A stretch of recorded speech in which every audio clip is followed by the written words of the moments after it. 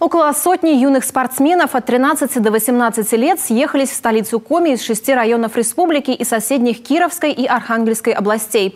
В Сыктывкаре стартовали 12-е по счету ежегодные межрегиональные соревнования по боксу памяти Николая Сухих. Ксения Мишарина о первом дне турнира. Торжественное открытие, напутственные слова для юных боксеров и минута молчания в память о Николае Сухих.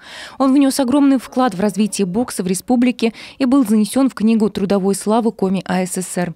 Вот уже в 12-й раз межрегиональный турнир, названный в его честь, собирает на ринге юношей и юниоров.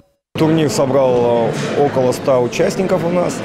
Ожидаем хорошие зрелищные бои, так как у нас помимо нашей республики Коми приехали гости из Архангельской области, города Кирова, и которые нам создают хорошую конкуренцию. С каждым годом растет количество участников. Сегодня нашу республику представляют Сыктывкар, Усинск, Сыктывдинский, Удырский и Карткировский районы. Эльвир Несреддинов – тренер из Усинска с большим опытом. В прошлом практикующий боксер. 3-й год подряд он привозит на соревнования своих учеников. Наставник рассказывает, его подопечные готовы на отлично, но и соперники достойные.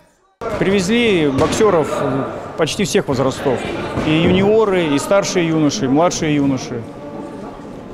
9 человек в составе команды приехало из города Усинска.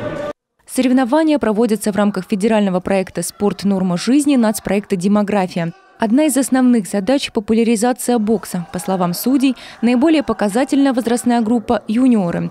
Во время турнира они могут выполнить разряд в кандидаты мастера спорта, что дает приоритет при поступлении в вуз и на службу в армию. Кроме этого, есть возможность попасть сначала в сборную республики, а затем и России. Такой вид спорта, как бокс, формирует мальчишеские, мужские качества, такие как смелость, мужественность, умение принимать решения в экстремальных ситуациях. Ну и, конечно же, формирует здоровый образ жизни.